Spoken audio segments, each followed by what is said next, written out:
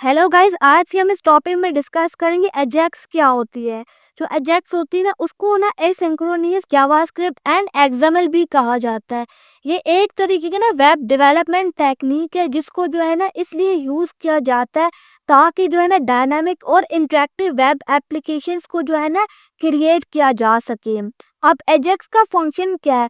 जो एजेक्स होती है ना, वो ना वेब पेजेस को अलाउ करती है कि वो ना सर्वर के साथ कम्युनिकेट कर सके और जो है ना वेब पेजेस के पार्ट्स को ना अपडेट कर सकें without requiring a full page reload. मतलब कि यहाँ पे ना फुल पेज रिलोड नहीं किया जाता, सिर्फ उसके जो है ना कुछ पार्ट्स वेब पेज के उसी को जो है ना अपडेट किया जाता है, ताकि जो है ना मतलब कि क्या होता है, अगर फुल पेज रिलोड होगा ना तो लेटेंसी आ जाएगी, मतलब टाइम ज़्यादा लगेगा।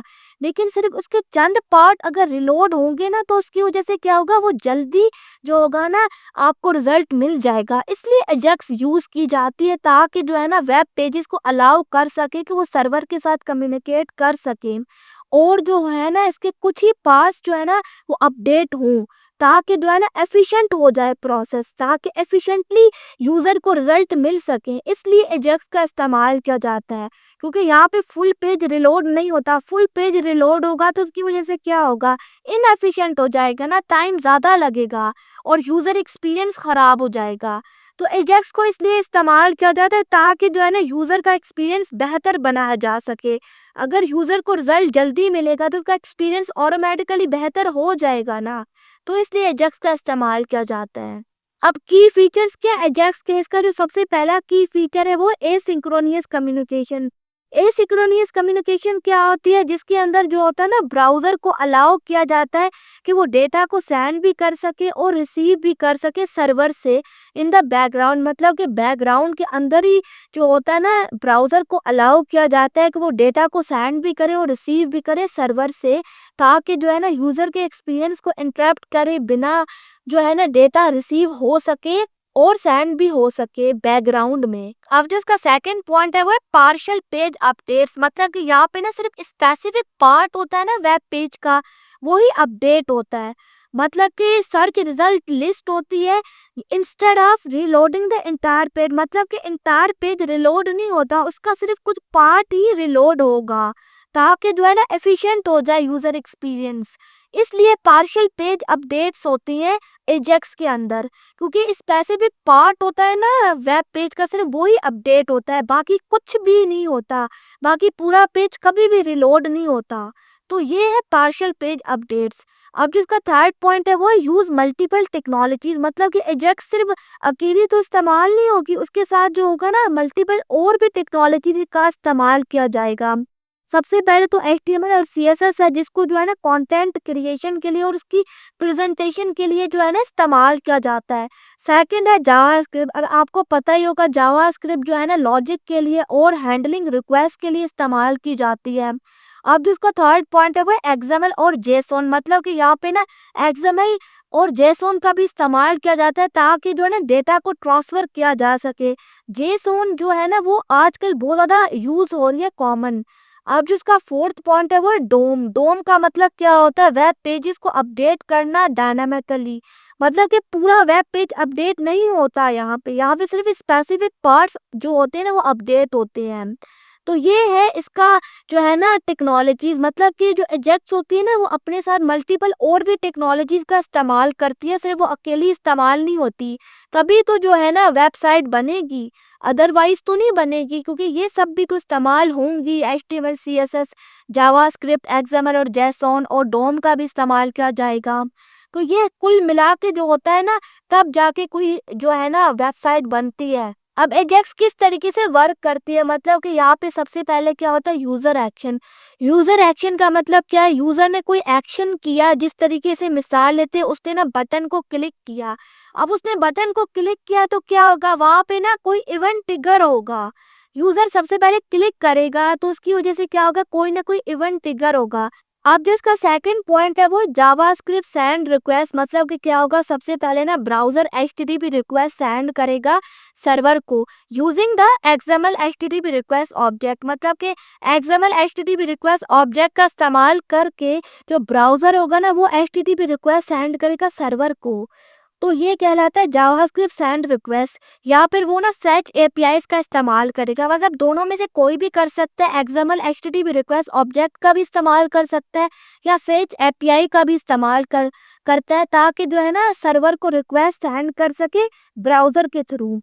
अब इसका जो थर्ड पॉइंट है वो है सर्वर प्रोसेसिंग रिक्वेस्ट। उसके बाद क्या होगा, रिक्वेस्ट तो सेंड होगी, तो क्या होगा उसके बाद सर्वर ना प्रोसेस करेगा रिक्वेस्ट को और ना सेंड बैक करेगा डेटा, वो जो है ना उससे मांगा गया है। जिस तरीके से जेसोन के फॉर्मेट में वो डेटा जो होगा ना सेंड बैक करेगा। तो सबसे पहले क्या होगा, यूजर एक्शन को ही परफॉर्म करेगा, फिर जावास्क्रिप्ट सेंड रिक्वेस्ट करेगा और ना फिर उसके बाद सर्वर जो होगा ना वो रिस्पॉन्ड करेगा। अब सर्वर ने रिस्पॉन्ड कर लिया, उसके बाद क्या होगा, जावा स्क्रिप्ट जो होगा ना पेज को अपडेट करेगी। अब मैं जो वेब पेज होगा ना वो ना डायनामिकली अपडेट हो जाएगा विदाउट रिफ्रेशिंग। मतलब कि रिफ्रेश करे बिना जो होगा ना वेब पेज वो डायनामिकली अपडेट हो जाएगा।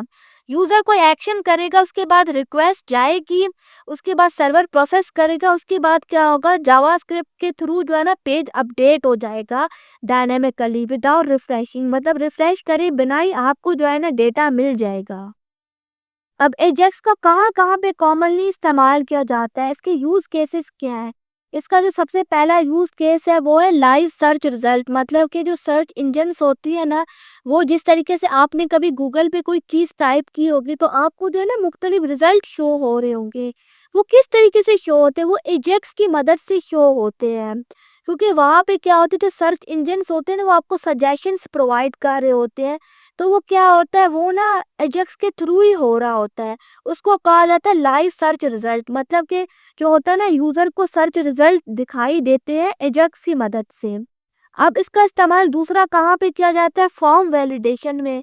मतलब कि यूजर इनपुट कर रहे हैं तो क्या होगा, उसके अंदर भी ना इसका इस्तेमाल किया जाता है। मतलब कि यूजर को डिफरेंट तरीके से रिजल्ट शो कर रही होती है। आपने बहुत बार देखा होगा, कोई ऐसी वेबसाइट में आपने फॉर्म फिल किया होगा तो आपको नीचे से सजेशंस आ रही होंगी, तो एजेक्स के थ्रू होता है।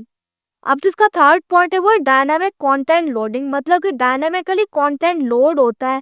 मतलब कि जिस तरीके से लोडिंग मोर आर्टिकल्स और प्रोडक्ट एज यू स्क्रॉल। मतलब कि अगर आप स्क्रॉल करते जाते हो तो डिफरेंट तरीके के आर्टिकल्स खुद ब खुद लोड हो रहे हैं या प्रोडक्ट्स, तो वो कहलाती है डायनामिक कंटेंट लोडिंग। मतलब कि खुद ब खुद हो रही है, आप खुद तो नहीं कर रहे, खुद ब खुद हो रही है, तो डायनामिकली हो रही है, वो भी एजेक्स के थ्रू ही होती है।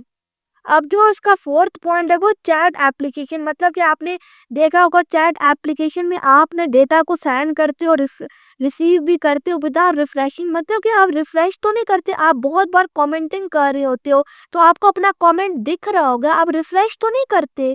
आपको जो है ना, आपने कमेंट लिखा तो आपको उसी वक्त ही शो हो रहा होगा विदाउट रिफ्रेशिंग। मतलब रिफ्रेश नहीं करते उसके बावजूद भी आपका ना चैट हो गया या कमेंट्स हो गए वो आपको दिख रहे होते हैं। वो किस तरीके से होता है, वो एजेक्स की मदद से होता है, क्योंकि वो ना आपको लाइव रिजल्ट शो कर रही होती है रिफ्रेश किए बिना ही। अब एजेक्स के बेनिफिट्स क्या है, मतलब कि जो आपको मैंने पहले भी बताया, जो एजेक्स होती है ना वो यूजर एक्सपीरियंस को ना इम्प्रूव करती है। मतलब कि यूजर को ना बहुत ज़्यादा वेट नहीं करना पड़ता, बहुत ज़्यादा इनएफिशिएंसी का सामना नहीं करना पड़ता, जिसकी वजह से क्या होता है, यूजर का एक्सपीरियंस अच्छा हो जाता है, उसको अपना रिक्वायर्ड रिजल्ट जल्दी मिल जाता है। अब जिसका सेकंड पॉइंट है रिड्यूस सर्वर लोड। मतलब कि एजेक्स की वजह से क्या होता है, सर्वर लोड भी तो रिड्यूस होता है। मतलब कि पूरा इंटायर पेज रिलोड नहीं करना पड़ता, जिसकी वजह से सर्वर लोड तो कम हो जाता है ना, और बैंडविड्थ यूजेज भी कम हो जाती है। तो जो होता है ना एजेक्स, वो सर्वर लोड को भी ना रिड्यूस करती है। अब जिसका थर्ड पॉइंट है वो है इनेबल फास्टर इंट्रैक्शन। मतलब कि जल्दी रिजल्ट आपको प्रोवाइड करती है। ये इसका मतलब फास्टर इंट्रैक्शन आपको जल्दी प्रोवाइड करती है। उसके बेनिफिट्स यही है कि बेसिकली ना यूजर एक्सपीरियंस बेहतर बनाने के लिए एजेक्स का इस्तेमाल किया जाता है, और सर्वर लोड भी कम हो जाता है, और ना फास्टर रिजल्ट्स मिलते हैं। फास्टर इंट्रैक्शन जो होते हैं ना आप कर सकते हो एजेक्स की मदद से। अब एजेक्स के ड्रॉबैक क्या, एजेक्स के कुछ फायदे हैं तो एजेक्स के कुछ ड्रॉबैक भी होंगे। तो क्या होते हैं, एजेक्स का जो सबसे पहला ड्रॉबैक है वो ये है कि इसकी वजह से कॉम्प्लेक्सिटी आ जाती है। मतलब कि कॉम्प्लेक्स डिबगिंग हो जाती है और एरर हैंडलिंग भी करनी पड़ती है। मतलब कि आप खुद देखो ना, आपको एजेक्स का भी कोड लिखना पड़ता है, तो उसकी वजह से कॉम्प्लेक्सिटी आ जाएगी ना। पहले आपने वेबसाइट में कंटेंट लिखा हुआ है, उसके अंदर जावास्क्रिप्ट यूज की हुई है, फिर उसके बाद क्या होगा, आपको एजेक्स का भी कोड लिखना पड़ेगा, तो क्या होगा, इसकी वजह से कॉम्प्लेक्सिटी आ जाती है।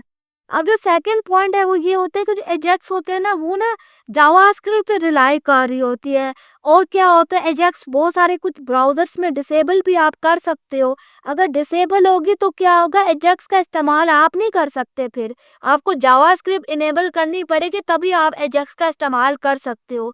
तो ये है कुछ ड्रॉबैक्स। अगर आपकी एजेक्स जो है ना वो इस्तेमाल आपने करनी है तो उसके लिए आपको ना जावास्क्रिप्ट इनेबल करनी पड़ेगी और इसकी वजह से कॉम्प्लेक्सिटी भी आ जाती है। तो ये थे कुछ एजेक्स के फ़ायदे, नुकसानात। मैंने आपके साथ इसके की फीचर्स भी शेयर किए और ये भी मैंने आपको बताया किस तरीके से वर्कआउट करती है। फिर उसके बाद इसकी एग्ज़ाम्पल शेयर की। तो उम्मीद है कि आपको ये लेक्चर पसंद आया होगा। Thank you.